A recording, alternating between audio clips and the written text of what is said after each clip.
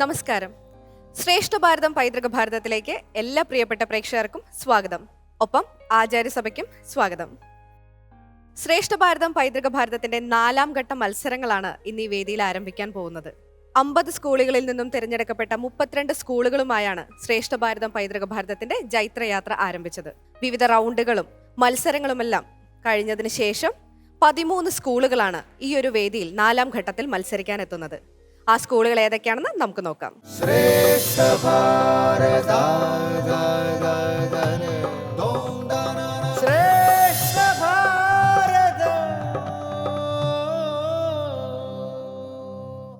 നാലാം ഘട്ട മത്സരങ്ങളിൽ ഓരോ സ്കൂളുകൾക്കും 2 റൗണ്ടുകൾ വീതമാണ് ഉണ്ടാവുക.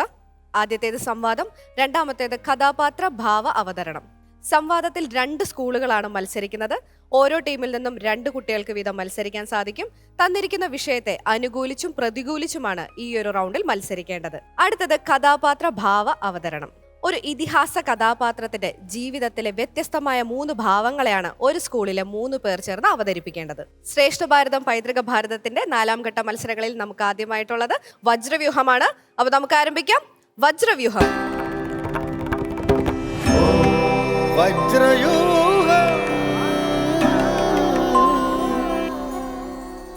അങ്ങനെ വജ്രവ്യൂഹത്തിനായിട്ട് നമ്മളെ വേദിയൊക്കെ റെഡി ആയി കഴിഞ്ഞു. ഇനി 2 സ്കൂളുകൾ വേണം അല്ലേ മത്സരിക്കാനായിട്ട്. അപ്പൊ നമുക്ക് ആദ്യത്തെ സ്കൂളിനെ വെൽക്കം ചെയ്യാം. ചിന്മയ വിദ്യാലയ, പല്ലാവൂർ.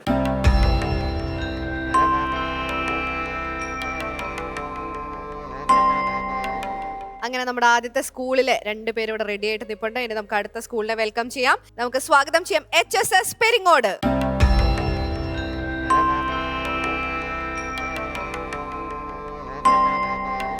അങ്ങനെ 2 സ്കൂളുകളും ഇങ്ങനെ നിപ്പുണ്ട്. നമുക്കൊക്കെ ഒന്ന് പരിചയപ്പെട്ടിട്ട് തുടങ്ങാം അല്ലേ. എല്ലാവരുടെയും ഇപ്പൊ പ്രേക്ഷകർക്കൊക്കെ അറിയാം, എന്നാലും ഒരു രസമല്ലേ.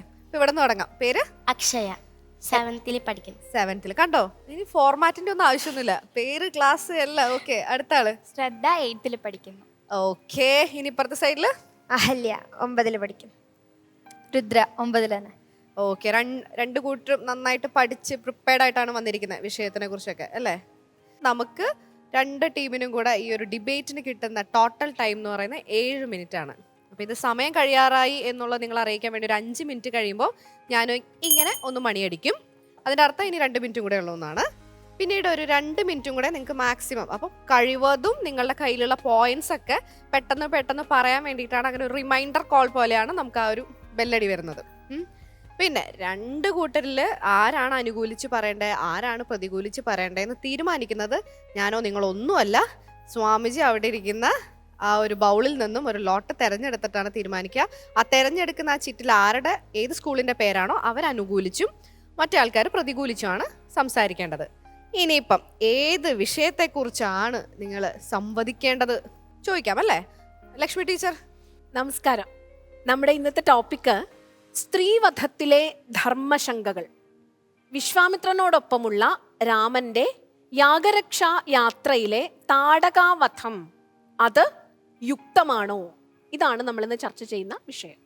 ഓക്കെ. ഇപ്പൊ കുറച്ചുകൂടെ ക്ലിയർ ആയിട്ട് മനസ്സിലായല്ലോ. നന്നായിട്ട് പ്രിപ്പയർ ആയിട്ടുണ്ട് അല്ലേ. ഇനി ആരാണ് ഇതിൽ അനുകൂലിച്ച് പറയേണ്ട, ആരാണ് പ്രതികൂലിച്ച് സംസാരിക്കേണ്ടത് എന്നുള്ളത് നമുക്ക് തീരുമാനിക്കണം. നമ്മളൊന്നുമല്ല തീരുമാനിക്കുന്നത്, സ്വാമിജിയാണ്. സ്വാമിജി.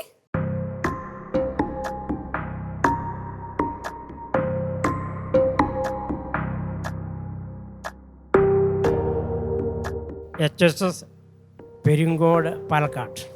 അപ്പോൾ അനുകൂലിച്ച് പറയേണ്ടത് HSS പെരിങ്ങോടാണ് അല്ലേ. ഇനി ഓഫ് കോഴ്സ് എന്താ പറയുക, പ്രതികൂലിച്ച് പറയേണ്ടത് നിങ്ങളാണ്. അത് അതിലുണ്ടോയെന്നൊന്നും നോക്കണ്ടേ. ഇനി 2 നമ്മളെങ്ങാനും ഉഡായ്പ് കാണിച്ച് HSS പെരിങ്ങോടാണ് ഇട്ടേക്കണേന്ന് സംശയമുണ്ടോ? ഉണ്ടെന്ന് ഒന്ന് നോക്കാം സ്വാമിജി.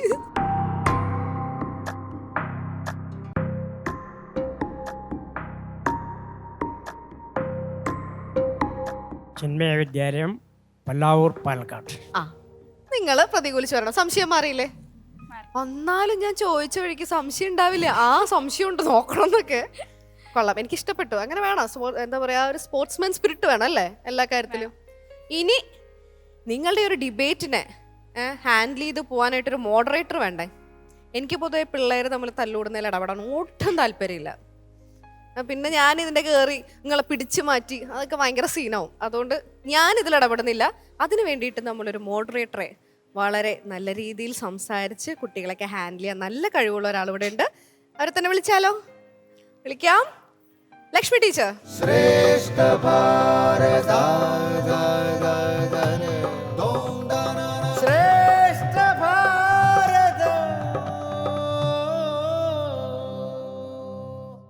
അങ്ങനെ ഈ ഒരു സീസൺ നമ്മൾ തുടങ്ങിയതിന് ശേഷം ടീച്ചർ ഈ വേദിയിൽ കിട്ടിയിട്ടുണ്ട്.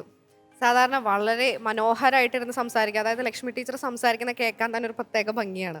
അപ്പോൾ അതിങ്ങനെ കേട്ടോണ്ടിരുന്നിട്ട് ഇനിയിപ്പോൾ ഇവിടെ അടുത്ത് നിന്നിട്ട് എനിക്ക് കേൾക്കാലോ. അങ്ങനെ ഞാൻ റെഡിയാണ്, ടീച്ചർ റെഡിയാണ്. ഇനിയിപ്പം ആരാണ് അനുകൂലിച്ച് പറയേണ്ടതിനെ കുറിച്ച് തർക്കമൊന്നുമില്ലല്ലോ. അനുകൂലിച്ച് പറയേണ്ടത് ക്ലിയർ അല്ലേ? പ്രതികൂലിച്ച് പറയേണ്ടത് നിങ്ങളുമാണ്, അതും ക്ലിയർ ആണ്. അപ്പൊ ഞാൻ ബെല്ലടിക്കുമ്പോഴാണ് നിങ്ങൾ തുടങ്ങേണ്ടത്. അനുകൂലിച്ച് പറയുന്നവർ ആദ്യം പറയണമെന്നില്ല, അങ്ങനെയൊന്നുമില്ല. ആർക്കാണോ ആദ്യം പറയാനായിട്ട് ഈ നേരത്തെ പറഞ്ഞ പോലെ കയ്യൊക്കെയുള്ളവർക്ക് ആയിരിക്കാർ അവർക്ക് പറയാം. റെഡിയല്ലേ? നമുക്ക് തുടങ്ങാം. Your time starts now. താടകവധം തീർച്ചയായും അധർമ്മമാണ്. സനാതനധർമ്മം നമ്മെ പഠിപ്പിക്കുന്നത് സ്ത്രീകളെയും കുട്ടികളെയും വധിക്കരുത്, മറിച്ച് അവരെ സംരക്ഷിക്കുകയാണ് വേണ്ടത്. പ്രജാപരിപാലനമാണ് രാജധർമ്മം. അതുകൊണ്ട് താടകാവധം അധർമ്മമാണ്. ഇവിടെ ശ്രീരാമൻ ചെയ്യുന്നത് എന്താണ്? ഒരു ധർമ്മം ചെയ്യാത്ത ഒരു ധർമ്മത്തിനെതിരായി നിൽക്കുന്ന ഒരു രാക്ഷസിയെയാണ് വധിക്കാൻ ശ്രമിക്കുന്നത്. ധർമ്മോ രക്ഷതി രക്ഷിത എന്നാണ്. അപ്പോൾ ധർമ്മത്തെ രക്ഷിക്കുന്നവരെ മാത്രമാണ് ധർമ്മം രക്ഷിക്കുക. ധർമ്മവിഗ്രഹൻ എന്ന ശ്രീരാമൻ ധർമ്മത്തിന്റെ ഭാഗത്ത് നിൽക്കാത്ത ഒരു രാക്ഷസിയെ വധിക്കൂ എന്നുള്ളത് തീർച്ചയായും യുക്തമായ ഒരു കാര്യം തന്നെയാണ്. അവിടെ സ്ത്രീയെന്നോ പുരുഷനെന്നോ ഒരു വ്യത്യാസം ആവശ്യമില്ല. അവിടെ ധർമ്മത്തിന്റെ സംരക്ഷണമാണ് ശ്രീരാമന്റെ ഒക്കെ. മഹാഭാരതത്തിൽ എന്തുകൊണ്ടാണ് സ്ത്രീകൾക്ക് സംരക്ഷണം കൊടുക്കേണ്ടത്? സ്ത്രീ എവിടെയാണ് സംരക്ഷിക്കപ്പെടേണ്ടത്? അത് ഊന്നി പറയൂ. പക്ഷെ മഹാഭാരതത്തിലും നമുക്ക് കാണാം ഭീഷ്മർ പോലുള്ള മഹാരഥന്മാർ പറഞ്ഞിട്ടുള്ളത് ദേഷ്യത്തോടെ വരുന്നത് ഒരു സ്ത്രീ ആണെങ്കിൽ അവളെ വധിക്കരുത് എന്ന്. അതുകൊണ്ട് തീർച്ചയായും താടകയെ വധിച്ചത് അധർമ്മമാണ്. എത്ര നാര്യസ്തു പൂജന്തേ രമന്തേ തത്ര ദേവതാഹ എന്നാണ് പ്രമാണം. അതുകൊണ്ട് ഇവിടെ പൂജിക്കപ്പെടേണ്ടവളെയല്ലേ വധിച്ചത്. അപ്പൊ അത് തീർച്ചയായും അധർമ്മമാണല്ലോ. എന്തുകൊണ്ടാണ് താടക പൂജിക്കപ്പെടേണ്ടവളല്ല എന്ന് നിങ്ങൾ കരുതുന്നത്?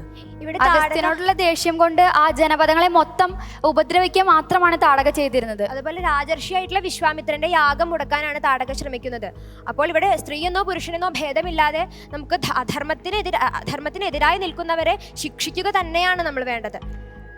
ശ്രീരാമനും ലക്ഷ്മണനും പോകുന്നത് തന്നെ വിശ്വാമിത്രന്റെ യാഗം രക്ഷിക്കുക എന്നുള്ള ഒരു ഉദ്ദേശത്തോടു കൂടി മാത്രമാണ്. പക്ഷെ ഒരു വേള രാമൻ പോലും ശങ്കിക്കുന്നുണ്ട് താടകയെ കൊല്ലാമോ എന്ന്. അതെന്തുകൊണ്ടാണ് ഉണ്ടായത്? അതിന് കൃത്യമായ ഉത്തരം പറയണം. അത് താടക സ്ത്രീ ആയതുകൊണ്ട് തന്നെ ആയിരിക്കാം. പക്ഷെ അവൾ ചെയ്തു കൂട്ടുന്നത് ഒരു പുരുഷന് പോലും നിയന്ത്രിക്കാനാകാം. 1000 ആനയുടെ ശക്തിയുള്ളവളാണ് താടക.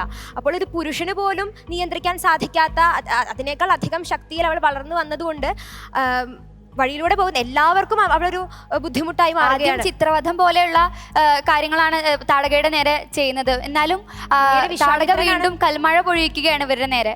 അപ്പൊ അതുകൊണ്ട് നേരായി കഴിഞ്ഞാൽ രക്ഷസികൾക്ക് ശക്തി കൂടും എന്നുള്ള കാരണം കൊണ്ട് വിശ്വാമിത്രൻ പിന്നീട് പറയുകയാണ് ഇങ്ങനെ വിട്ടാൽ ശരിയാവില്ല, അതുകൊണ്ട് താടകയെ വധിക്കുക തന്നെയാണ് വേണ്ടതെന്ന് വിശ്വാമിത്രൻ പറയുന്നു.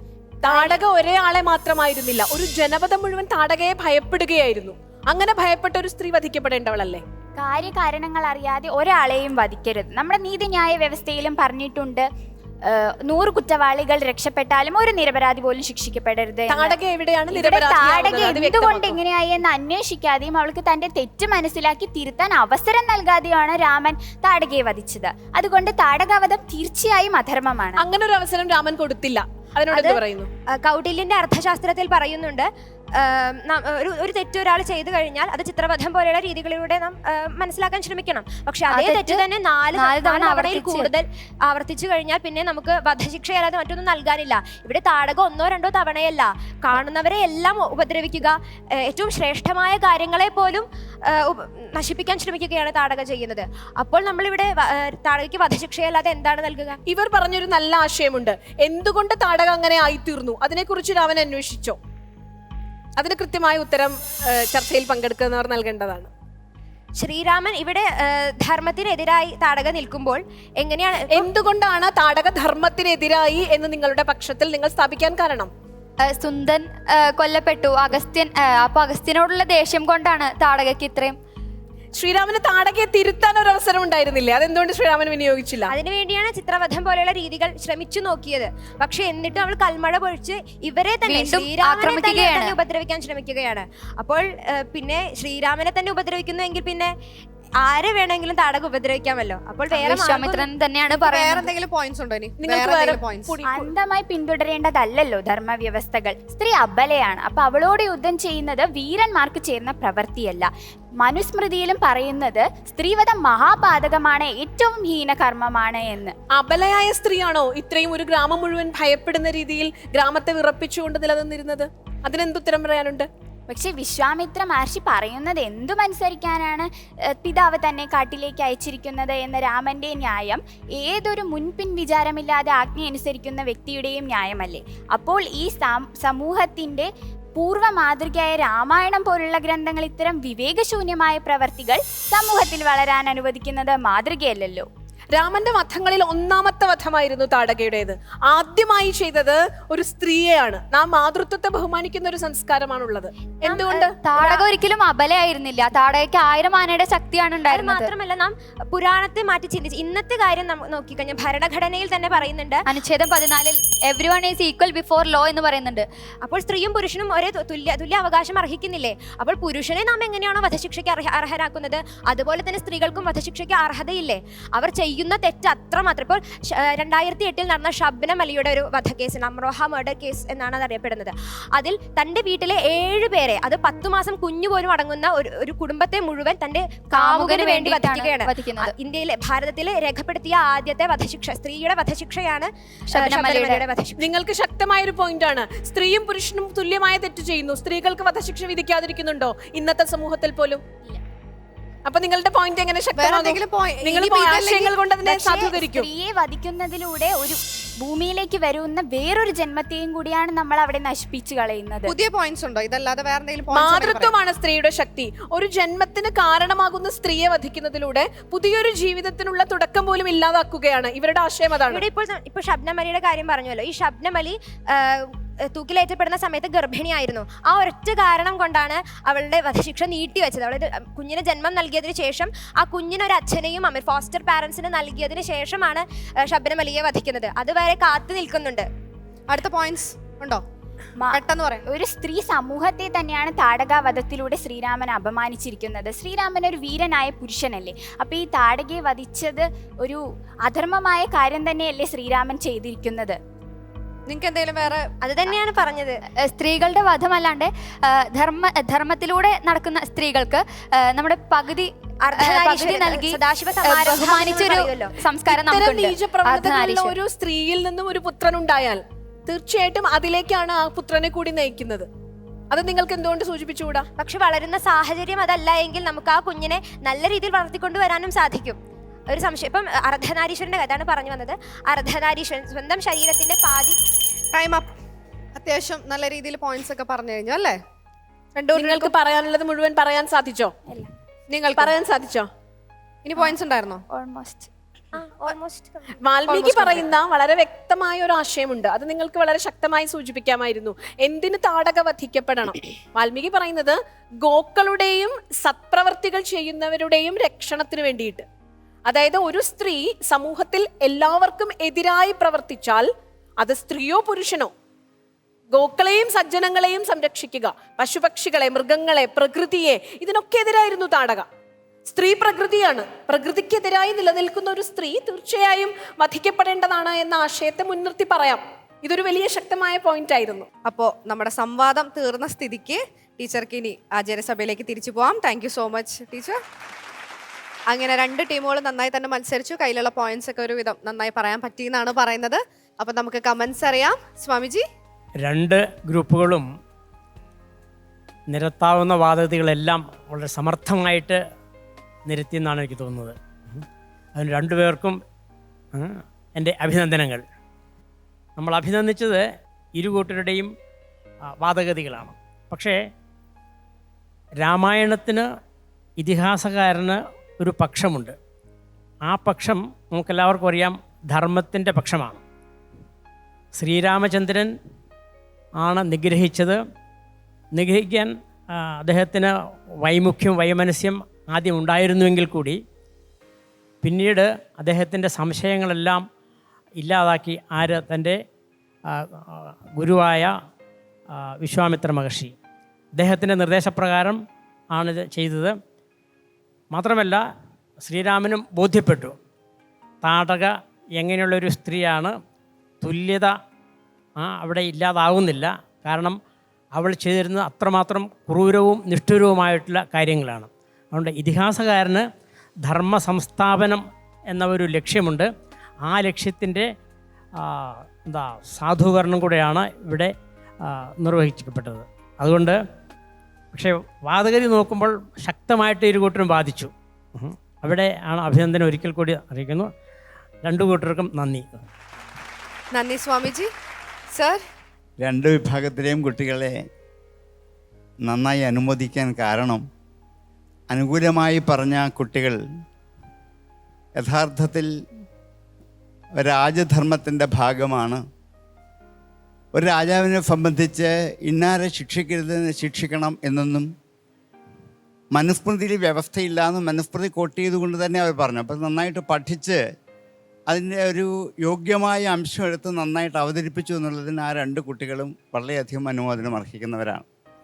അതുപോലെ പ്രതികൂലം പറഞ്ഞവരും സ്ത്രീ ആണെങ്കിൽ ഇപ്പം വധിക്കപ്പെടേണ്ടവരല്ല, അംഗഭംഗാദികളൊക്കെ ചെയ്ത് അവരെ വേണമെങ്കിൽ വിരൂപയാക്കി വികൃതയാക്കി സ്ത്രീത്വത്തെ മാനിക്കാതെ വയ്ക്കാം, അല്ല കൊല്ലണം എന്നില്ല. ഇതും മനുസ്മൃതി പല ഭാഗത്തും സൂചിപ്പിക്കുന്നില്ലേ? ഈ ആശങ്ക സൂചിപ്പിച്ചുകൊണ്ടാണ് ആ കുട്ടികളും അവതരിപ്പിച്ചത്. വാസ്തവത്തിൽ അവരും ആ ഒരു സംവാദത്തിൻ്റെ, ഇതൊരു സംവാദമാണ്, വിവാദമല്ല, ആ സംവാദത്തിൻ്റെ ഭൂമികയിൽ നിന്നുകൊണ്ട് അവരുടെ ഭാഗത്തെ അവർ ഭംഗിയായിട്ട് സമർത്ഥിച്ചു. ഇതുകൊണ്ടാണ് രണ്ട് കുട്ടികളും രണ്ട് വിഭാഗത്തിലുള്ള കുട്ടികളും അനുമോദനത്തിന് അർഹിക്കുന്നതെന്ന് ഞാൻ പറയാൻ കാരണം. ഇത് രണ്ടും സത്യമാണ്. നിങ്ങളുടെ ഇത് ആരും ചിന്തിക്കുന്നതാണ്. ഈ കുട്ടികൾ മാത്രമല്ല, രാമായണം വായിക്കുന്ന ആരുടെയും മനസ്സിലുണ്ടാകാവുന്ന രണ്ട് ചിന്തകളാണ്. രാമായണത്തെ വാൽമീകി ശൂർപ്പണഖയെ വധിക്കാതെ അംഗഭംഗം ചെയ്ത് പറഞ്ഞയക്കുകയാണ്. പക്ഷേ അവിടെ ശൂർപ്പണഖ ചെയ്തത് ഒരു വളരെ ചെറിയ തെറ്റാണ്, അത്രേ ഉള്ളൂ. പക്ഷേ ഇവിടെ താടക ചെയ്ത് അതല്ല, ആ കാട് മുഴുവൻ അമർത്തി ഭരിച്ചു എന്ന് മാത്രമല്ല, മുമ്പ് പറഞ്ഞ പോലെ 1000 ആനകളുടെ കെൽപ്പോടുകൂടി വന്നാൽ ഒരു സ്ത്രീത്വത്തിൻ്റെ ഭാവത്തെയൊക്കെ വിട്ട് മാനുഷിക ഭാവവും വിട്ട് അതിൻ്റെ അപ്പുറത്തേക്ക് പോകുന്ന ഒരു വലിയ ഭീകരമായ അന്തരീക്ഷം അവളുടെ ഉള്ളിലുണ്ട്. അതുകൂടാതെ അവൾ അവിടെ ഒറ്റ ഋഷിമാരെപ്പോലും ആ ആശ്രമത്തിൽ താമസിക്കാൻ അനുവദിച്ചില്ല. അവരെയൊക്കെ അവിടെ നിഷ്കാസനം ചെയ്തു. അവരൊക്കെ പേടിച്ചോടിപ്പോയി. ഇനി ഒരൊറ്റ ഗതിയുള്ളൂ, ഇങ്ങനെ വന്നാൽ ആത്യന്തികമായി വധമാവാം. ഇത് മനുസ്മൃതി പറഞ്ഞിട്ടുണ്ട്. ഈ ആത്യന്തികമായ ശിക്ഷയ്ക്ക് വിധിക്കാൻ പര്യാപ്തപ്പെട്ടതുകൊണ്ടാണ് ഇവിടെ ഇവിടെ താടകയെ നിഗ്രഹിക്കും. കാരണം താടക ഒരു സ്ത്രീയാണ് എന്നുള്ളതിനേക്കാൾ ഉപരി അതിഭയങ്കരിയായ രാക്ഷസിയാണ്. അതുകൊണ്ട് സ്ത്രീവധമല്ല ഇവിടുത്തെ വിഷയം, അതിഭയങ്കരിയായ രാക്ഷസവധം. അതെന്തുകൊണ്ടും വാൽമീകിയുടെ പക്ഷത്തിൽ യുക്തമാണ്, യോഗ്യമാണ് എന്ന് സ്ഥാപിക്കുമ്പോൾ ഈ രണ്ട് പക്ഷത്തിലെയും നമുക്ക് സംവാദങ്ങളെ കൂട്ടിച്ചേർത്തുകൊണ്ട് അനുകൂലമായ യോഗ്യമായ ചിന്തയിലേക്ക് എത്താം. നന്നായി രണ്ടുപേർക്കും അഭിനന്ദനങ്ങൾ. Thank you sir. ടീച്ചർ, തന്നെ വധിക്കാൻ ഒരുമ്പെടാത്ത ഒരു സ്ത്രീയെ രാമൻ എന്തുകൊണ്ട് വധിച്ചു എന്നത് രാമായണം വായിക്കുമ്പോൾ ആദ്യം മുതലേ എൻ്റെ മനസ്സിലുണ്ടായ ഒരു ശങ്കയായിരുന്നു. അതുകൊണ്ട് ഞാൻ ഇവരോട് യോജിക്കുന്നു. ഇനി മറ്റൊരു തലത്തിൽ എനിക്ക് തോന്നാറുള്ളത്, ഒരു സ്ത്രീ എപ്പോഴാണ് സ്ത്രീയാവുന്നത്? അവളുടെ സ്ത്രൈണമായ ഗുണങ്ങൾ നിറയുമ്പോഴാണ്, അല്ലേ? സംരക്ഷിക്കാൻ, സ്നേഹിക്കാൻ, വാത്സല്യം പകരാൻ, കരുതലോടെ ചേർത്ത് പിടിക്കാൻ ഒക്കെ ഒരു വ്യക്തിക്ക് സാധിക്കുമ്പോൾ ആ വ്യക്തി സ്ത്രീയായി മാറുന്നു. അതാണ് സ്ത്രൈണം എന്ന് പറയുന്നത്. പക്ഷെ ഒരു സ്ത്രീയെ പേടിച്ച് ആരും ആ വഴി നടക്കില്ല, അത്ര ഭീകരയാണ് അവൾ എന്ന് വരുമ്പോൾ രാജാവിന്റെ ഉത്തരവാദിത്തം, രാമൻ രാജകുമാരനാണ്, അവിടെ രാമൻ രാജാവിന്റെ ഉത്തരവാദിത്തം സമൂഹത്തെ രക്ഷിക്കുകയാണ്. തന്നോട് നേരിട്ട് എതിരിട്ടില്ലെങ്കിലും സമൂഹത്തെ രക്ഷിക്കുകയാണ്. അപ്പൊ അങ്ങനെ ഈക്വലി സ്ട്രോങ് ആയ രണ്ട് പക്ഷങ്ങൾ നിൽക്കുന്ന ഒരു ചോദ്യമാണിത്. അതുകൊണ്ട് തന്നെ രാമൻ തന്നെ ശങ്കിക്കുന്നുണ്ടേ. നിങ്ങൾക്ക് കുറച്ചും കൂടി രാമായണത്തിലേക്ക് ഒന്നുകൂടെ ഉള്ളിലേക്ക് പോയിരുന്നെങ്കിൽ കാണാമായിരുന്നു, വിശ്വാമിത്രൻ രാമന് ധാരാളം പൂർവ്വകഥകൾ പറഞ്ഞു കൊടുക്കുന്നുണ്ട്. ഒരു മന്ധര എന്ന് പറയുന്ന ഒരു സ്ത്രീയെ, ലോകം മുടിക്കാൻ ഒരുങ്ങിയ മന്ധര എന്ന് പറയുന്ന ഒരു സ്ത്രീയെ കൊന്ന കഥ പറഞ്ഞു കൊടുക്കുന്നുണ്ട്. ആ പോയിന്റ് നിങ്ങൾക്ക് പറയാമായിരുന്നു. അതുപോലെ പല തലങ്ങളിൽ സ്ത്രീകൾ അധർമ്മികളായാൽ അത് സ്ത്രീയോ പുരുഷനോ എന്ന് നോക്കരുത്. നിയമന സംവിധാനം വളരെ ശക്തമാകണം ഒരു രാഷ്ട്രത്തിൽ. നിങ്ങൾക്ക് കുറച്ചുകൂടി സ്ത്രീത്വം സംരക്ഷിക്കപ്പെടണം. രാമരാജ്യം എന്ന് പറയുന്നത് അതാണ്. സ്ത്രീകൾ തിരുത്തപ്പെടണം, സ്ത്രീകളുടെ തെറ്റുകൾ തിരുത്തപ്പെടണം എന്ന രീതിയിൽ നിങ്ങൾ സമർത്ഥിക്കാൻ ശ്രമിച്ചതും വളരെ ഉചിതമായി. എന്തായാലും സമൂഹത്തിന്റെ മനസ്സിൽ വളരെ കൃത്യമായ രണ്ട് പക്ഷമുള്ള ഒരു ചോദ്യം തന്നെയാണ് ഇവിടെ ചർച്ചയിലൂടെ സമന്വയിപ്പിക്കാൻ ശ്രമിച്ചത്. Okay, thank you teacher. അപ്പോൾ നല്ല കമന്റ്സ് ആണ് കേട്ടത് രണ്ട് കൂട്ടരും അല്ലേ? ഇനിയിപ്പോൾ മാർക്സ് ചോദിച്ചാലോ? സ്വാമിജി, ആദ്യം തന്നെ ചിന്മയ വിദ്യാലയ അവർക്ക് എത്ര പോയിന്റ്സ് ആണ് കൊടുക്കുന്നത്? ചിന്മയ വിദ്യാലയ പല്ലാവൂർ പാലക്കാട് പ്രതികൂലമായിട്ട് വാദിച്ചവർ അവർക്ക് 10-ൽ 6 മാർക്കാണ് കൊടുത്തിരിക്കുന്നത്. ഇനി GVHSS പെരിങ്ങോടിന് GVHS പെരിങ്ങോട് പാലക്കാട് അനുകൂലമായിട്ട് വാദിച്ചു, അവർക്ക് 10-ൽ 7 മാർക്ക്. അപ്പോൾ 6ഉം 7ഉം ആണ് ലഭിച്ചിരിക്കുന്നത്. ഇനി വിശ്വനാഥൻ സാറിൻ്റെ അടുത്ത് ചോദിക്കാം. സാർ, അനുകൂലമായി സംസാരിച്ച പെരിങ്ങോൾ പാലക്കാട് GVHSS പെരിങ്ങോട് അവർക്ക് 8 മാർക്ക്. 8 മാർക്ക്. പ്രതികൂലമായി സംസാരിച്ച ചിന്മയ വിദ്യാലയം പല്ലാവൂരിന് 7 mark. 7 mark. Okay teacher, out of 20 ആണ് കൊടുക്കേണ്ടത്. രണ്ടുപേരുടെയും വളരെ ശക്തമായ പോയിന്റുകളായിരുന്നു. ഞാൻ പെരിങ്ങോട് സ്കൂളിനും പല്ലാവൂർ ചിന്മയ വിദ്യാലയക്കും 15 മാർക്ക് തരും.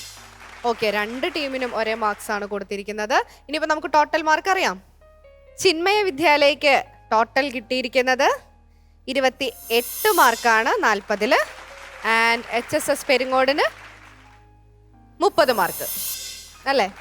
ഇവിടെ ഒരാൾ മാർക്ക് അവിടെ നിന്ന് പറയുമ്പോൾ തന്നെ അങ്ങ് ഇല്ലാണ്ടായി തുടങ്ങിയല്ലേ? 2 മാർക്കിൻ്റെ ഡിഫറൻസ് അല്ലേ? കുഴപ്പമില്ല. എന്തായാലും രണ്ട് ടീമുകളും മനോഹരമായി തന്നെ മത്സരിച്ചു. അപ്പോൾ താങ്ക് യു സോ മച്ച്. ഇനി അടുത്ത റൗണ്ടിൽ മിക്കവാറും നിങ്ങളുടെ ടീം, രണ്ട് ടീമുകളും അല്ലേ, കൂടെ ഉള്ളവരൊക്കെ നന്നായിട്ട് പ്രാക്ടീസ് ചെയ്ത് വെച്ചിട്ടുണ്ട്. അപ്പോൾ ആ ഒരു സപ്പോർട്ടാണ്, ഇനി നിങ്ങളുടെ സപ്പോർട്ടാണ് അവർക്ക് ആവശ്യം. ഓക്കെ, അപ്പോൾ ഇനിയുള്ള വേദികളിൽ നമുക്ക് വീണ്ടും കാണാം. Thank you so much. അങ്ങനെ വജ്രവ്യൂഹം ഇവിടെ അവസാനിച്ചിരിക്കുകയാണ്. ഇനി നമുക്ക് ആരംഭിക്കാം മകരവ്യൂഹം.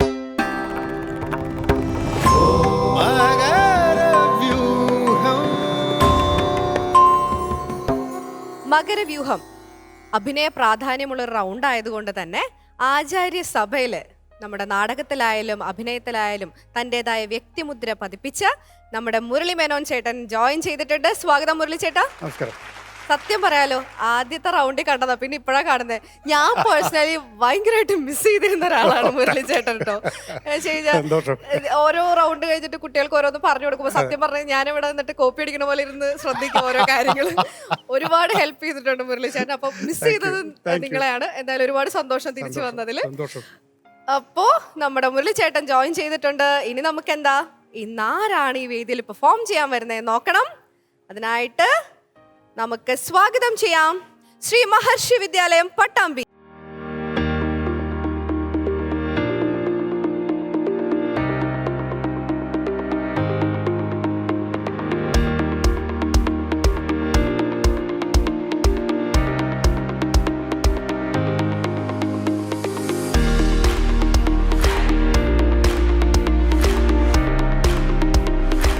ഞാൻ കർണൻ.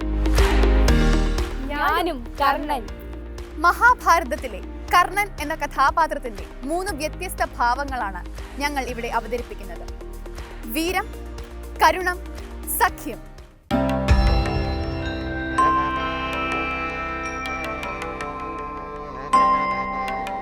അപ്പൊ നമ്മുടെ വിദ്യാർത്ഥികൾ നമ്മുടെ ഇതിൽ പങ്കെടുക്കാനുള്ളവരൊക്കെ എത്തിയിട്ടുണ്ട്. ആദ്യം നമുക്കൊന്ന് ജസ്റ്റ് പരിചയപ്പെടാം. അവിടെ നിന്ന് തുടങ്ങാം. മാളവിക എത്രാം ക്ലാസ്സിലാ? 9th.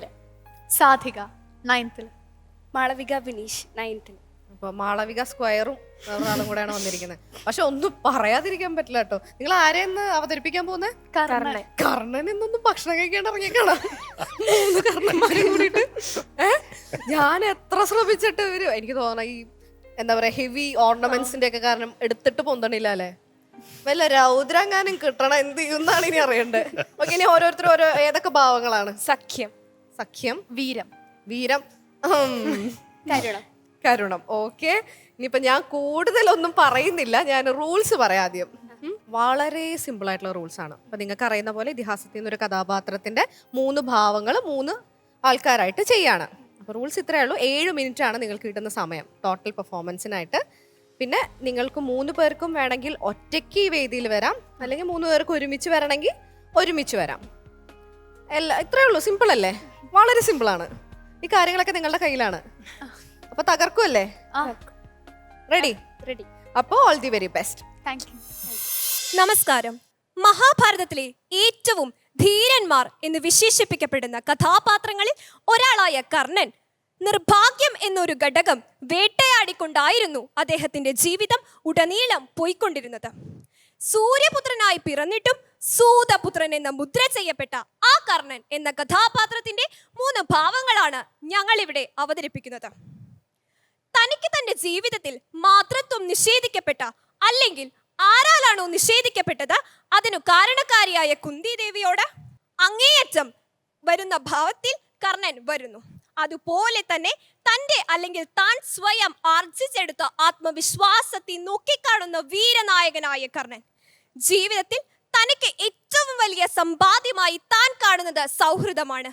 സ്വന്തം സന്തത സഹചാരിയും ആത്മാർത്ഥ സുഹൃത്തുമായ ദുര്യോധനനോട് സഖ്യത്തിൽ പറയുന്ന കർണൻ.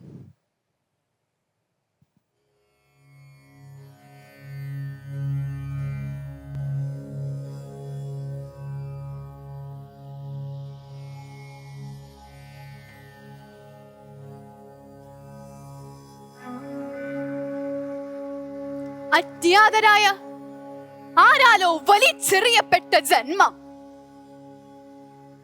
ഈ കർണൻ. സൂതപുത്രൻ എന്ന് മുദ്ര കുത്തപ്പെട്ടിട്ടും യുദ്ധമുറകളിലും മറ്റഭ്യസ്ത വിദ്യകളിലും പ്രാവീണ്യം കൊള്ളാൻ ജീവിതാഗ്രഹം എന്ന തിര അലയടിച്ച് എന്നും എന്റെ കൂടെ നിന്നു. ഒറ്റപ്പെടുത്താനും കുറ്റപ്പെടുത്താനും നോക്കിയിട്ടുള്ളവരുടെ നീളുന്ന പട്ടികയിൽ എന്നും എനിക്ക് അഭിമാനമാണ്. എന്നെ തോൽപ്പിക്കാൻ തപസ് അനുഷ്ഠിച്ച് നടക്കുന്നവർക്ക് മുന്നിൽ തല ഉയർത്തിക്കൊണ്ടു തന്നെ ഞാൻ മുന്നോട്ടു നീങ്ങും. യുദ്ധം അതൊരു പ്രകൃതി നിയമമാണ്. അർജുനൻ അടക്കമുള്ള പാണ്ഡവ പക്ഷത്തെ തകർക്കുക മാത്രമാണ് എന്റെ ലക്ഷ്യം.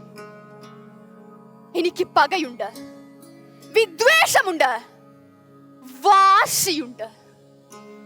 ജന്മം തന്ന ഭീരുക്കളോട്, നേർക്കുനേർ വരുവാൻ ഭയപ്പെടുന്ന ശത്രുക്കളോട്, അങ്ങനെ പലരോടും തോൽക്കില്ല. തോൽവി സമ്മതിച്ച് അടിയറവ് പറയുകയുമില്ല. മരിക്കുമെങ്കിൽ ഒരു ധീര യോദ്ധാവായിട്ട് തന്നെയായിരിക്കും ഞാൻ ഈ ലോകത്തോട് വിട പറയുക. ഒരു ഭീരുവായി ജീവിക്കുന്നതിനേക്കാൾ വലിയ മൃതി മറ്റെന്തുണ്ട്? ഇല്ല, ഈ ഞാൻ ഒരു വീരനായകനായി തന്നെ ഈ ശ്രേഷ്ഠ ഭാരതത്തിൽ നിറഞ്ഞാടും. ഒരു വീരയോദ്ധാവായി തന്നെ പോരാടും.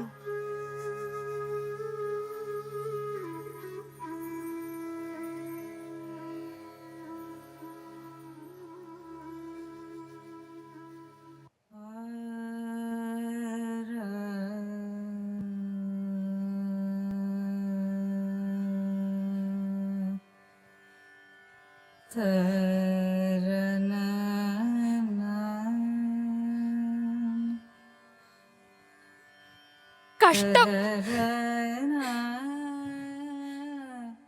കഷ്ടം. ഹേ സ്ത്രീയെ, നിങ്ങളെയാണോ ഇത്ര നാളും ഞാൻ മാതേ എന്ന് സംബോധന ചെയ്തത്?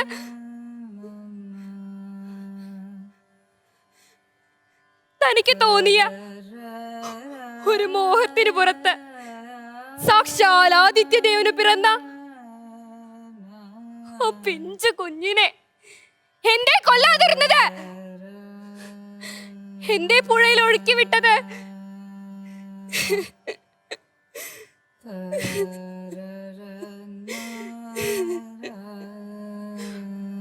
ഓ, അപ്പോൾ ഒരു കൊലപാതകി എന്ന പേര് കൂടി കേൾക്കേണ്ടി വരും.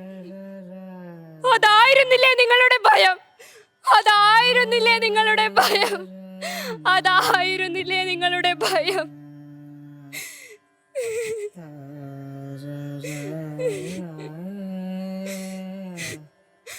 അല്ലയോ കുന്തി ദേവി, അവിടത്തേക്ക് ലജ്ജ തോന്നുന്നില്ലേ? ഇപ്പോൾ ഇതെല്ലാം എന്നോട് വന്നു പറയാൻ നിങ്ങളുടെ 5 മക്കളും ഞാനും ഒരേ മത്സരവേദികളിൽ എത്രയോ തവണ ഒന്നിച്ചുണ്ടായിരുന്നു. അന്നെല്ലാം പൊതുജനം രാധേയ എന്ന് ആവർത്തിച്ച് വിളിച്ചപ്പോൾ അല്ല അവൻ എന്റെ മകനാണെന്ന് ഒരിക്കൽ പോലും നിങ്ങൾ പറഞ്ഞില്ലല്ലോ അമ്മേ. കുന്തി മാതാ,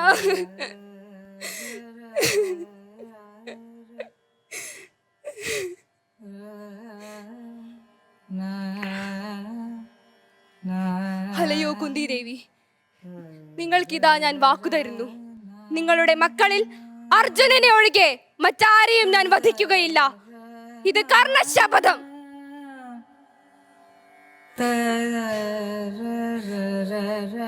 ഇനി ഒരു ജന്മമുണ്ടെങ്കിൽ ഈ മടിത്തട്ടിൽ ഒരിത്തിരി നേരം കിടക്കുവാൻ അനുമതി തരണേ അമ്മേ.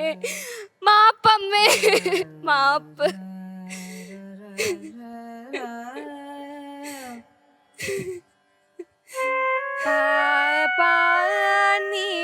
നിവാരയതി യോജയത്തെ ഹിതായ ഗുഹ്യം നിഗുഹതി ഗുണാൻ പ്രകടീകരോതി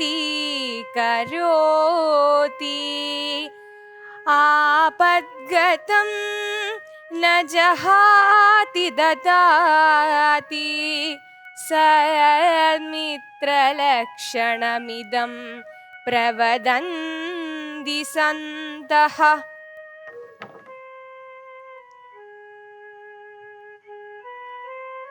ഹേ സഖേ ദുര്യോധന, അതെ, ഇവിടെ അങ്ങയുടെ മുന്നിൽ ഞാൻ എന്നും സനാഥനാണ്.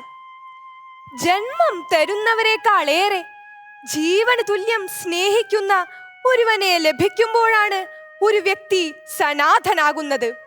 ദുര്യോധന, അങ്ങ് എൻ്റെ ഉറ്റ ചങ്ങാതിയാണ്. എന്നും അങ്ങയോളം സൗഹൃദം എനിക്ക് മറ്റാരോടും എവിടെയും ഇല്ല. ജയമാണെങ്കിലും പരാജയമാണെങ്കിലും ദുര്യോധന, നാം ഒന്നിച്ചു നേരിടും. ഞാൻ അങ്ങെ വിട്ട്, ഈ കൗരവ പക്ഷം വിട്ട് മറ്റെവിടേക്കും പോവുകയില്ല, ഒരിക്കലും. ഇത് സത്യം, സത്യം ദുര്യോധന, ഇത് സത്യം.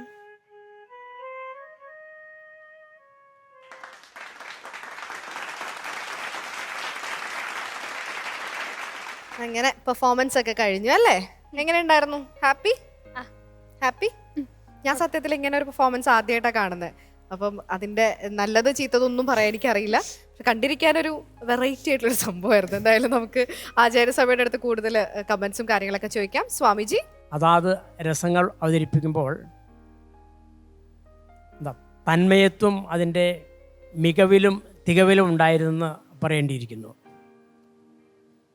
കർണൻ എന്ന ആ വ്യക്തി ഈ 3 ഭാവങ്ങളിലൂടെ നമ്മുടെ മുമ്പിൽ വന്നു നിൽക്കുകയാണെന്ന് തോന്നി. ഈ കർണൻ എന്ന കഥാപാത്രം എങ്ങനെ ഈ വിധത്തിലായി എന്നുള്ളത് ചിന്തനീയമായിട്ടുള്ളൊരു വിഷയമാണ്. അപകർഷതാബോധം കർണനെ വേട്ടയാടിക്കൊണ്ടിരുന്നു. ജന്മം കൊണ്ട് സൂതനാണെന്ന് പരക്കെ അറിയപ്പെട്ടു. അതുകൊണ്ട് യഥാർത്ഥത്തിൽ തൻ്റെ സഹോദരങ്ങളായിട്ടുള്ള മറ്റ് പാണ്ഡവരോടൊപ്പം സ്ഥാനം ലഭിച്ചില്ല. അങ്ങനെയാണ് ആ അപകർഷതാബോധം പേറിയാണ് ഒരു കുട്ടി വളരുന്നതെങ്കിൽ ജീവിതം മുഴുവൻ അവന് ഒരു ശാപമായിട്ട് തീരും.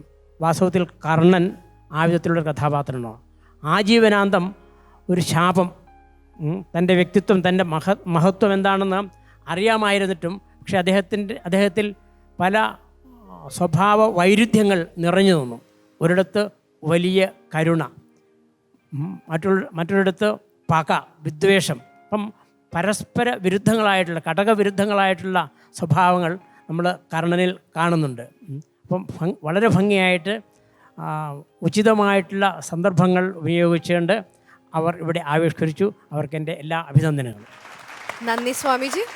ലക്ഷ്മി ടീച്ചർ, ഈ മഹാഭാരതത്തിലുണ്ടല്ലോ, നമ്മൾ പലപ്പോഴും മുഖ്യധാരയിൽ കാണുന്ന പല കഥാപാത്രങ്ങളും, കർണൻ എന്ന് പറഞ്ഞാൽ നമുക്ക് വീരനായകനേ വരുള്ളൂ, അർജുനൻ എന്ന് പറഞ്ഞാൽ നമുക്ക് അർജുനന്റെ വീരത്വം മാത്രമേ പെട്ടെന്ന് ഓർമ്മ വരുള്ളൂ. പക്ഷേ എല്ലാ കഥാപാത്രങ്ങൾക്കും ഇതിഹാസം ഒരു മനുഷ്യന്റെ ജീവിതത്തിന്റെ ആഖ്യാനമാണ്. ഒരു മനുഷ്യൻ എപ്പോഴും വീരനായിട്ടാണോ ഇരിക്കുക? ഒരു മനുഷ്യന്റെ ജീവിതത്തിലെ എല്ലാ ഷെയ്ഡുകളും കൂടെ കൂടുമ്പോഴാണ് അയാൾ രൂപപ്പെടുന്നത്. അപ്പോൾ ഒരൊറ്റ കർണന്റെ 3 ഭാവങ്ങളിലൂടെ കർണൻ എന്ന കഥാപാത്രത്തെ വേദവ്യാസൻ എങ്ങനെയാണ് പൂർത്തീകരിച്ചത്? വിവിധ ഭാവങ്ങളുണ്ട്, അതിൽ പ്രധാന 3 ഭാവങ്ങളിലൂടെ വ്യാസൻ എങ്ങനെയാണ് പൂർത്തീകരിച്ചത്, ഇതാണ് ഇവിടെ ഉദ്ദേശിച്ചത്. അത് വളരെ ഭംഗിയായി സാമാന്യ വിഷയത്തോട് നന്നായി നീതി പുലർത്തി നിങ്ങൾ ചെയ്തു. എനിക്ക് ഒരു അഭിപ്രായം തോന്നിയത്, ഈ കരുണമെന്ന് പറയുന്നത് പൊട്ടിക്കരച്ചിലല്ല. കുന്തിയുടെ മുമ്പിൽ കർണൻ ഇങ്ങനെ അമ്മേ എന്ന് പറഞ്ഞ് പൊട്ടിക്കരയുന്നതല്ല കരുണം. കരുണം ഉള്ളിൽ തോന്നുന്ന ഒരു ചിലപ്പോൾ ദൈന്യതയാവാം, ചിലപ്പോൾ കാരുണ്യമാവാം. ഇതൊക്കെ കരുണത്തിന്റെ ഭാവമാണ്. അപ്പൊ കരച്ചിലാണ് കരുണം. മുരളിച്ചേട്ടൻ അതിനെ പൂരിപ്പിക്കും എന്ന് വിചാരിക്കുന്നു. കരച്ചിലാണ് കരുണം എന്ന് തെറ്റിദ്ധരിച്ചു പോവരുത് എന്ന് എനിക്കൊന്ന് തോന്നിയിട്ടുണ്ട്. കർണൻ എപ്പോഴും ആലോചിച്ചത്, ഞാൻ കൊട്ടാരത്തിലായിരുന്നെങ്കിൽ, ഞാൻ എന്നെ എല്ലാവരും അംഗീകരിച്ചിരുന്നെങ്കിൽ ഞാൻ ഇങ്ങനെ ആയേനെ. പക്ഷെ കർണൻ ധാരാളം അംഗീകാരങ്ങൾ ലഭിച്ചിട്ടും അതിനൊരു രാജ്യം മുഴുവൻ കൊടുത്തേ ദുര്യോധനൻ. എന്നിട്ടും ഈ ദുര്യോധനന്റെ കുൽസിത ശ്രമങ്ങൾക്കൊക്കെ ആൻഡ് പാർട്ടി പാടാൻ പോയി, അല്ലെ? ദുര്യോധനൻ ആൻഡ് ടീം എന്ന് പറയുന്നതിൽ എല്ലാത്തിലും കൈയടിച്ച് ദുര്യോധനനെ പ്രോത്സാഹിപ്പിക്കുന്ന സഖ്യമായി പോയി കർണന്റേത് എന്നുള്ളത് കർണന്റെ ഷെയ്ഡുകൾ പരിശോധിക്കുമ്പോൾ കൃത്യമായി നാം പഠിക്കപ്പെടേണ്ട ഒരു കർണന്റെ പ്രത്യേകതയാണെന്ന് തോന്നുന്നു. എന്തായാലും കർണനെ പൂർണ്ണമാക്കിയ 3 പേർക്കും അഭിനന്ദനങ്ങൾ. Thank you teacher. സർ, മഹാഭാരതത്തിലെ ഏറ്റവും അധികം ഇന്ന് ചർച്ച ചെയ്യപ്പെടുന്ന ഒരു കഥാപാത്രമാണ് കർണൻ. ആ കർണൻ്റെ വീര്യഭാവത്തെ ആ കുട്ടി മനോഹരമായി ആവിഷ്കരിച്ചു. കാരണം ആ കുട്ടിയുടെ കണ്ണിലും മുഖത്തും സംഭാഷണത്തിലും ഭാഷയിലും ഒക്കെ ആ ഒരു വീരഭാവത്തിൻ്റെ തിളക്കം നമുക്ക് നന്നായിട്ടും അത് ആസ്വദിക്കാൻ സാധിച്ചു. ഇത് കർണനിൽ ഉള്ള മനോഹരമായൊരു ഭാവം തന്നെയാണ്. കർണൻ എപ്പോഴും വീരശൂര പരാക്രമിയായിട്ടാണ് അധികവും മഹാഭാരതത്തിൽ കർണനെ കാണപ്പെടുന്നത്. അപൂർവമായി ചില സന്ദർഭത്തിൽ മാത്രമാണ് കർണനിൽ കാണപ്പെടുന്ന ഈ കാരുണ്യഭാവം. അതും ആ കുട്ടി ആവിഷ്കരിച്ചു. എങ്ങനെയാണ് ഒരു കരുണഭാവം? പക്ഷേ ഈ പറഞ്ഞ പോലെ അത്രയൊക്കെ ഒരു കരച്ചിലിന് ആവശ്യമില്ലെന്ന് മാത്രമേ ഉള്ളൂ. കരച്ചിലിന് ഞങ്ങൾക്ക് തോന്നിയുണ്ടാവാം ഒരു പക്ഷെങ്കിൽ. എന്തായാലും ഉള്ളിലുള്ള ശോകത്തെ ആവിഷ്കരിക്കൽ മാത്രമാണ് വാസ്തവത്തിൽ എന്താ കരുണ.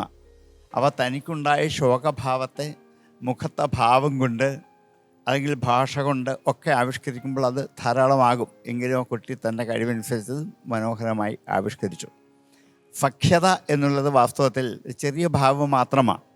രൗദ്രം പോലെയോ അല്ലെങ്കിൽ കരുണം പോലെയുള്ള ഒരു ഭാവം അല്ല.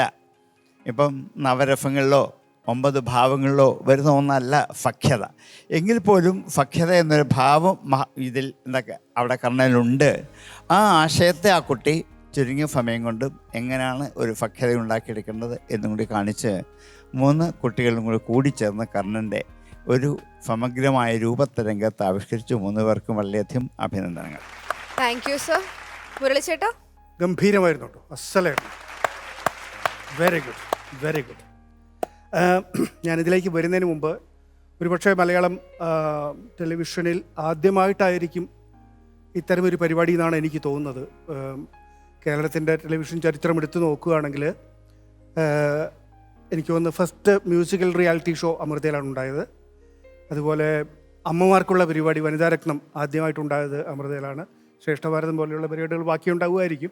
പക്ഷേ ഇവിടെ ഇപ്പോൾ ഇന്ന് കാണുന്ന ഒരു വ്യത്യസ്തത എന്ന് പറഞ്ഞാൽ, അതുപോലെ ആക്ടിങ്ങിൽ തന്നെ ബെസ്റ്റ് ആക്ടർ എന്ന് പറഞ്ഞ പ്രോഗ്രാമും അമൃതയിലാണ് തുടങ്ങിയത്. മറ്റ് ചാനൽസ് പിന്നെ പിന്തുടരുകയായിരുന്നു. അതുപോലെ തന്നെ ഒരു മാതൃകയായിട്ടാണ് ഞാൻ ഈ പരിപാടിയെ കാണുന്നത്. കാരണം ദിസ് ഇസ് ആക്ച്വലി ഒരു 3 ആക്ടേഴ്സിൻ്റെ മോണോലോഗാണത്. ഒരു കഥാപാത്രത്തിൻ്റെ 3 ഭാവങ്ങളാണ് നമ്മളിവിടെ കണ്ടത്. ഒരു കഥയിലെ 3 അംശങ്ങൾ, 3 ഭാവങ്ങളാണ്, 3 എമോഷൻസ് എടുത്തിട്ടാണ് അവർ പെർഫോം ചെയ്തത്. അത് ഒരു തുടക്കമാണ്. ഞാൻ ആക്ച്വലി വളരെ എക്സൈറ്റഡ് ആണ് ഇവിടെ ഇരിക്കും. കാരണം ഇപ്പോൾ വരദ പറഞ്ഞ പോലെ സാധാരണ ഒരു നാടകം കാണുന്ന പോലെ അല്ല അത്. ഇത് 3 ആക്ടേഴ്സിൻ്റെ മോണോലോഗാണ്, അവരുടെ ഒറ്റയ്ക്കുള്ള പെർഫോമൻസ്. പക്ഷെ അതിന് ഒരു എമോഷണൽ ചങ്ങല, കഥാപാത്രത്തിൻ്റെ ചങ്ങല അതുണ്ട്. ആ ചെയിനിൽ നിന്നുകൊണ്ടാണ് അവരത് പെർഫോം ചെയ്യുന്നത്. So hats off. നല്ല കോൺസെപ്റ്റാണത്. ഞാനും കൂടി ഭാഗമാണ്, എങ്കിലും ഇറ്റ്സ് വെരി ഗുഡ്. അത് ഇവിടെ ഇരിക്കുന്നിടം വരെ, നിങ്ങളുടെ പെർഫോമൻസ് കാണുന്ന വരെ എനിക്കൊരു പേടിയുണ്ടായിരുന്നു എങ്ങനെയാണ് ഇതിവിടെ വരിക എന്നുള്ളത്. പക്ഷേ ഇറ്റ് വാസ് വണ്ടർഫുൾ, നന്നായിരുന്നു കേട്ടോ. അത് മൊത്തം കോൺസെപ്റ്റിനെ കുറിച്ചാണ് ഞാൻ ആദ്യം പറയുന്നത്. ഇനി നിങ്ങളുടെ പെർഫോമൻസിലേക്ക് വരാം. പെർഫോമൻസ് തുടങ്ങുന്നതിന് മുമ്പ് നിങ്ങളുടെ ടീച്ചർ പേരെന്താണ്? ടീച്ചറുടെ പേര് ജയഭാരതി ടീച്ചർ. ജയഭാരതി ടീച്ചർക്ക് ഒരു കൈയടി ആദ്യം. ടീച്ചറുടെ ഇൻവോൾവ്മെൻറ്റ് വാസ് വെരി ഗുഡ്. അപ്പോൾ ഇത് നമ്മൾ ഈ റിലേ മാച്ചൊക്കെ കണ്ടിട്ടുണ്ട്, ഈ ടോർച്ച് കൈമാറിയിട്ടുള്ള അതുപോലെയാണിത്. ഒരാൾ തുടങ്ങി അടുത്ത ആൾക്ക് കൊടുത്ത് അപ്പോൾ എവിടെയും വീക്കാവരുത്. എവിടെയെങ്കിലും ഒരാൾ വീക്കായി കഴിഞ്ഞാൽ ഇതിൻ്റെ ഒരു പെർഫോമൻസിൻ്റെ ഒരു ഇത് പോവും. അപ്പോൾ അത് 3 ആക്ടേഴ്സും ഒരുപോലെ നന്നായി. ആദ്യത്തെ അനൗൺസ്മെൻറ്റിൽ 1-2 സ്ഥലത്ത് അക്ഷരം കുറച്ചൊരു പ്രശ്നമായി വന്നിരുന്നു ഈശ്വരൻ. ഞാൻ വിചാരിച്ചു അതും പ്രശ്നമാകുന്നു. പക്ഷെ നിങ്ങൾ 3 പേരുടെയും അക്ഷരശുദ്ധി വളരെ നന്നായിരുന്നു. എല്ലാവരും അത് കീപ്പ് ചെയ്തിരുന്നു. Very good, very good. സാധികയുടെ എൻട്രി നന്നായിരുന്നു കേട്ടോ. പറഞ്ഞ പോലെ വളരെ റിലാക്സ്ഡ് ആയിരുന്നു. ആ തിരിഞ്ഞു വന്നതും അവിടെ തുടങ്ങുകയാണത്. അത് പോയാൽ എല്ലാം പോയി. പക്ഷെ ആ entry was really good. Dialogue rendering വളരെ നന്നായിരുന്നു. ഒരു പ്രശ്നം സാധികയും ടീച്ചറും കൂടിയൊക്കെ നോക്കിയാൽ മതി ഇനി പെർഫോമൻസ് വരുന്നത്. വല്ലാതെ നടക്കരുത്, മനസ്സിലായേ? അങ്ങോട്ട് നടന്ന് ഇങ്ങോട്ട് നടന്ന് അത് വേണ്ട. ചിലത് നമ്മൾ നിന്ന് പറഞ്ഞാൽ മതി. ആ നിന്ന് പറഞ്ഞാൽ കിട്ടുന്ന എഫക്റ്റ്. അപ്പം ഈ നടക്കുന്ന സമയത്ത് എന്താണെന്ന് വെച്ചാൽ നമ്മുടെ വീര്യമാണ് നമ്മുടെ അല്ലേ ഭാവം എന്ന് പറയുന്നത്. അത് ഒന്ന് താഴ്ന്നു പോകുന്നു, മനസ്സിലല്ലേ? You should give us still moments. നിന്ന് പറഞ്ഞ് ഒരു നോട്ടമൊക്കെ മതിയാവും. അപ്പോൾ അത് വല്ലാതെ നടക്കുമ്പോൾ ഇനിയുള്ള പെർഫോമൻസിനെ കുറിച്ചാണ് ഞാൻ ഈ നോട്ട്സ്. ആ നടത്തം ഒന്ന് കുറയ്ക്കണം. കരുണത്തിലേക്കുള്ള ആ ഒരു ഇതും നല്ല ബ്ലെൻഡായിരുന്നു. Music was really good. ആ ചോയ്സ് ഓഫ് മ്യൂസിക് വളരെ നന്നായിരുന്നു. അത് നല്ലതായിട്ട് ഹെൽപ്പ് ചെയ്തിട്ടുണ്ട്. 2 മാളവികമാരുണ്ടല്ലേ? അതൊരു മാളവിക, ഇതൊരു മാളവിക. ഓക്കെ, മാളവിക നന്നായിരുന്നു. നല്ല എൻട്രി ആയിരുന്നു. ടീച്ചർ പറഞ്ഞ ആ ഒരു പോയിന്റ് ഉണ്ട് അതിൽ. അതായത് ശോകമല്ല, ദുഃഖമല്ല കരുടം എന്ന് പറയുന്നത്. അത് സാരമില്ല. ഞാനിപ്പോൾ അനലൈസ് ചെയ്യുന്നത് മാളവികയുടെ ആക്ടിങ് മാത്രമാണ്. അപ്പോൾ ആക്ടിങ് നന്നായിരുന്നു. I am only analysing your acting നന്നായിരുന്നു. ജസ്റ്റേഴ്സ് എല്ലാം നന്നായിരുന്നു. സാധാരണ ചിലപ്പോൾ ഈ ഡാൻസിൽ നിന്നും കഥകളിയിൽ നിന്നൊക്കെ നമ്മൾ എടുക്കുന്ന സമയത്ത് അത് ജാറിങ് ആയിട്ട് വരാറുണ്ട്. 2 മാളവികമാർ ചെയ്തപ്പോഴും അത് വന്നില്ല. അത് നന്നായിരുന്നു. നല്ല blend of Indian acting style as well as A realistic acting style. രണ്ടും കൂടി നന്നായിട്ടാണ് ബ്ലെൻഡ് ചെയ്ത് വന്നത്. ജസ്റ്റേഴ്സ് നന്നായിരുന്നു. പിന്നെ മറ്റൊരു പ്രധാനപ്പെട്ട പോയിന്റ് ഞാൻ പല ആക്ടേഴ്സിനും കിട്ടാത്തപ്പോൾ ആദ്യത്തെ വീരത്തിൽ അത് പ്രശ്നമില്ലായിരുന്നു. കാരണം എല്ലാവരെയാണ് സംബോധന ചെയ്തത്. രണ്ടാമത്തേതിൽ I could see Kunti there. എനിക്ക് കുന്തിയെ കാണാമായിരുന്നു. എങ്ങനെയാണ് ഞാൻ കുന്തിയെ കാണുന്നത്? എന്തുകൊണ്ടാണ് എനിക്ക് കുന്തിയെ കാണാൻ പറ്റിയത്? മാളവിക പറയൂ. അമ്മയുടെ രീതിയിലാണ് കുന്തിനെ കാണുന്നത്. അല്ല, അതുകൊണ്ടല്ല. എന്തുകൊണ്ടാണ് എനിക്കിവിടെ കുന്തി നിൽക്കുന്നതായിട്ട് കാണാൻ പറ്റിയത്? കാരണം അവിടെ കരുണഭാവം അല്ല. കാരണം മാളവിക കുന്തിയെ കണ്ടിരുന്നു. അതുകൊണ്ടാണ്. മനസ്സിലായോ? പലരും ഇവിടെ പെർഫോം ചെയ്യാൻ വരുന്നവർ പലരും അത് കാണാറില്ല. പക്ഷെ എനിക്ക് കുന്തിയുടെ ഹൈറ്റ്, കുന്തി നിൽക്കുന്നത് എല്ലാം കാണാണ്ടായിരുന്നു. Because you were seeing it. അത് പറയുന്നത് അത് ഇന്റേർണലി വരുന്നതാണത്. ഇന്റേർണലി കണ്ടാലേ നമുക്ക് മനസ്സുകൊണ്ട് നമ്മളൊരാളെ കണ്ട് അയാളോട് വർത്തമാനം പറയുമ്പോൾ അത് വരും. അപ്പോൾ അതെനിക്ക് കാണാൻ പറ്റി എന്നുള്ളത് ഒരു നല്ല പോയിന്റാണ് കേട്ടോ. സോ അത് നന്നായിരുന്നു. അടുത്തത് സഖ്യം എന്ന് പറഞ്ഞാൽ സാറ് പറഞ്ഞ പോലെ സഖ്യം എന്നുള്ളത് ഒരു എമോഷനല്ല. എമോഷനിൽ പെടില്ല, അത് നവരസങ്ങളിൽ പെടില്ല അത്. പക്ഷെ എന്നാലും അതൊരു മെൻ്റൽ സ്റ്റേറ്റാണ്. അതിൽ നിന്നുകൊണ്ട് ഞാൻ അനലൈസ് ചെയ്ത് കഴിഞ്ഞാൽ വളരെ നന്നായിരുന്നു. എഗെയിൻ അതിൽ എനിക്ക് ഏറ്റവും ഇഷ്ടപ്പെട്ടത് ഹഗ് ചെയ്തൊക്കെ ഉണ്ടല്ലോ. അത് ആ ഹഗ്ഗിങ് ഒക്കെ നമുക്ക് കഥകളിയിലും എല്ലാത്തിലും ഉണ്ടത്. പക്ഷേ ഈ റിയലിസ്റ്റിക് ആയിട്ട് പലരും ചെയ്യുന്ന സമയത്ത് അത് ചിലപ്പോൾ ഡാൻസൊക്കെ ആയിട്ട് തോന്നും. എനിക്ക് ഡാൻസായിട്ട് തോന്നിയില്ല. വളരെ നല്ല തുടക്കമാണ് തന്നത്. Very good, keep it up. Thank you Murali ചേട്ടാ. അപ്പൊ നല്ല കമന്റ്സ് ആണ് എല്ലാവർക്കും കിട്ടിയത് അല്ലേ? ഇനിയിപ്പോ മാർക്സ് ചോദിച്ചാലോ? സ്വാമിജി ഔട്ട് ഓഫ് 10 എത്ര പോയിന്റ്സ് ആണ് കൊടുക്കുന്നത്? Out of 10 8. 8 out of 10. Viswanathan sir out of 10? 9 out of 10. Lakshmi teacher out of 10? 8 mark. 8 mark.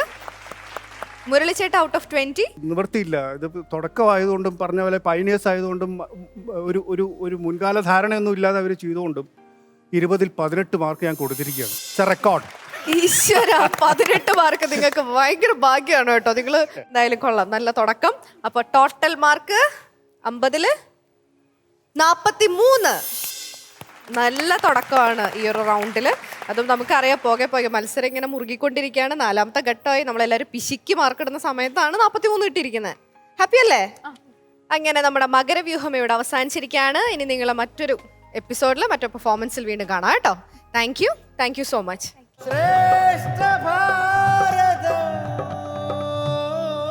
ശ്രേഷ്ഠ ഭാരതം പൈതൃക ഭാരതത്തിന്റെ ഇന്നത്തെ എപ്പിസോഡ് ഇവിടെ പൂർണ്ണമാവാനായിട്ട് സമയമായിരിക്കുകയാണ്. അപ്പൊ ഇന്നത്തെ എപ്പിസോഡിലെ ആദ്യത്തെ റൗണ്ടിൽ നമ്മൾ കണ്ടത് സ്ത്രീവധത്തിലെ ധർമ്മശങ്കകൾ എന്ന വിഷയത്തിനെ കുറിച്ച് ഒരു ഡിബേറ്റ് കണ്ടു.